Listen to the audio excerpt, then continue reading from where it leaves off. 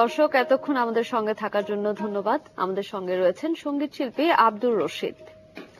জি, শৈশবের কথা বলছিলাম, নানা রঙের দিনগুলো। আপনার সেই রঙিন দিনগুলোর কথা কতটুকু মনে পড়ে? অনেক কথাই মনে পড়ে। ছোটবেলায় যখন গ্রামের মাঠে রাস্তায় ঘুরে বেড়াতাম, সে এক অনাবিল আনন্দের। ওই সময়টাতে কি গানের শুরু? হ্যাঁ, ছোটবেলা থেকে আমি গান ভালোবাসতাম এবং এই রেডিও শুনে শুনে গান তোলার শুরুতে চেষ্টা কি করতাম। ধরনের গান করতেন? প্রথম দিকে আমাদের ওখানে ওই বিয়ে বাড়িতে সব গান বাজতো, সেখানে বেশিরভাগই ওই লোকসঙ্গীত, পল্লীগীতি, এগুলো গান প্রথমত এগুলো আমরা ওই সময় শুনেছি। সুন্দরী কমলা নাচে। হ্যাঁ, সুন্দরী কমলা নাচে, নিমাই দাঁড়ারে, সে অসম্ভব সুন্দর সেসব গান। সে গান শুনলে মানে আমি তো ঘরে থাকতে পারতাম না। আমি আপনার সম্পর্কে যতটুকু শুনেছি, আপনি যেখানে গান শুনতেন সেখানে নাকি ছুটে যেতেন। হ্যাঁ, ঠিক তাই। আমি এলাকায় যে গান হতো, যারা দল বেঁধে গান করতো, সেই সব আসরে আমি গান শুনতে, যদি শুনেছি যে কোথাও গান হচ্ছে, তো আমাকে আর ঠেকাই কি, আমি সেখানে যাবই। আশেপাশে কাউকে একজন সঙ্গী নিয়ে অথবা একাই চলে যেতাম। বাহ, এই জন্য বাড়ি থেকে কোনো ঝামেলা পড়তো? বাড়ি থেকে শুধু আম্মু বলতেন যে পড়ালেখা করে তুমি এদিক ওদিকে চলে যাও। তো আপনাদের আশীর্বাদে আমি স্কুল জীবনে আমি কখনো প্রথমই হয়েছি, কখনো সেকেন্ড হই নাই, যে কারণে ঝামেলা, সে কারণে আমার ঝামেলাটা হয়নি। ক্লাস 8 পর্যন্ত এটা আমার এলাকাবাসী, আমার স্যারেরা জানেন যে আমি বরাবরই প্রথম স্থান অধিকার করেছি এবং স্কুলে প্রথম পুরস্কারটা আমি নিয়েছি। এবং এই যে পড়ালেখা তো ভালো, এবং এর পাশাপাশি গান জানলে একটা মানে এক্সট্রা অ্যাডভান্টেজ পাওয়া যায় সবার কাছেই, টিচারদের কাছেও।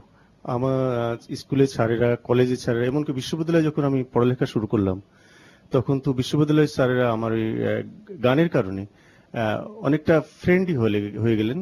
তারা যে এখানে চা খেতেন, বিকেলে আড্ডা দিতেন না, আমাকে মাঝে মাঝে ডেকে নিয়ে গল্প করতেন, গান শুনতেন, আবার কোনো গানের আসরও বসতেন। অন্যরকম একটা ভালো লাগা কাজ করে। হ্যাঁ, নিশ্চয়ই অন্য জায়গায় অন্যরকম। আমরা গানে যেতে চাই, আর আজকে বোধহয় কি আমরা রবীন্দ্রসঙ্গীতেই থাকবো? রবীন্দ্রসঙ্গীত থাকবো, দু একটি শেষের দিকে একটু হারানো দিনের আধুনিক গান। চমৎকার, আমরা এখন একটা শুনে ফেলি তাহলে।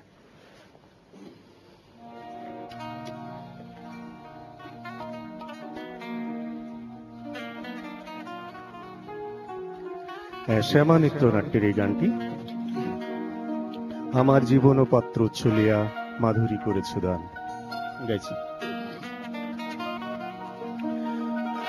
আমার জীবন পাত্র উচ্ছলিয়া মাধুরী করেছো দান, আমার জীবন পাত্র উচ্ছলিয়া মাধুরী করেছো দান।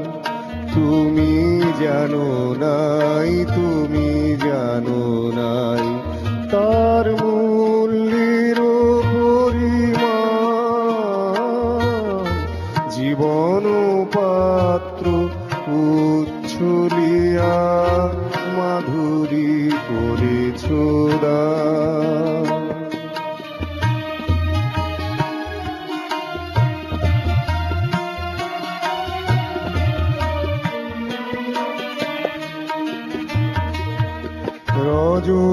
রজনীগন্ধা গোচরে যেমন রজনী স্বপ্ন ভরে সৌরভে,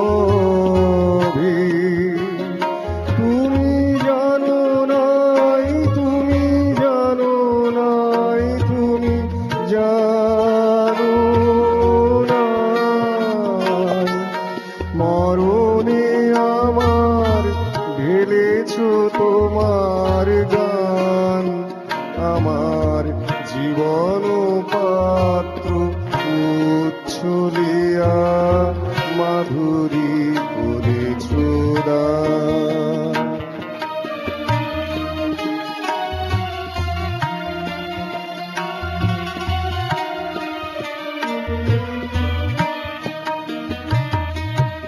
বিদায় নেবার সময় এবার হলো, প্রসন্ন মুখ তোলো, মুখ তোলো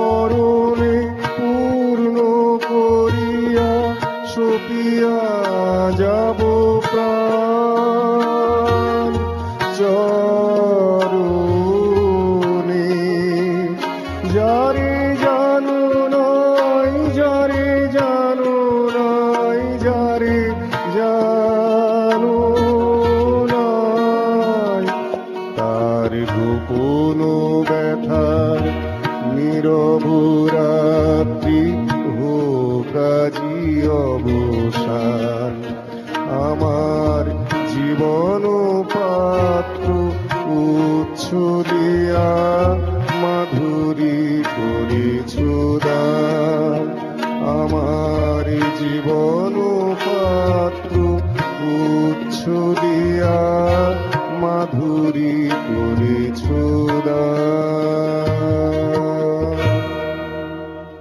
অসাধারণ খুব অসাধারণ। সুন্দর। কিন্তু আপনার এই গানের মাধুরী যারা আপনার মধ্যে দিল তাদের কথা একটু শুনতে চাই, বিশেষ করে এই লম্বা ক্যারিয়ার গানের কাদের কাছে আপনি কৃতজ্ঞ?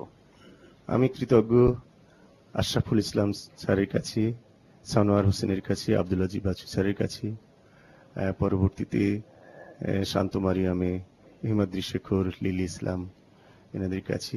তাছাড়া আরো আমি যাদের কাছে সরাসরি শিখি নাই কিন্তু আমার দীক্ষাগুরু, তাদের গান শুনেই আমি গান শিখতে উদ্বুদ্ধ হয়েছি। তার মধ্যে চিন্ময় চট্টোপাধ্যায়, সাগর সেন, হেমন্ত মুখোপাধ্যায়জি, আমাদের সে কাদের কিবরিয়া, সাগর সেনের একটা প্রভাব আপনার গানের মধ্যে আছে, এটা কি আপনাকে কেউ বলেছে কখনো?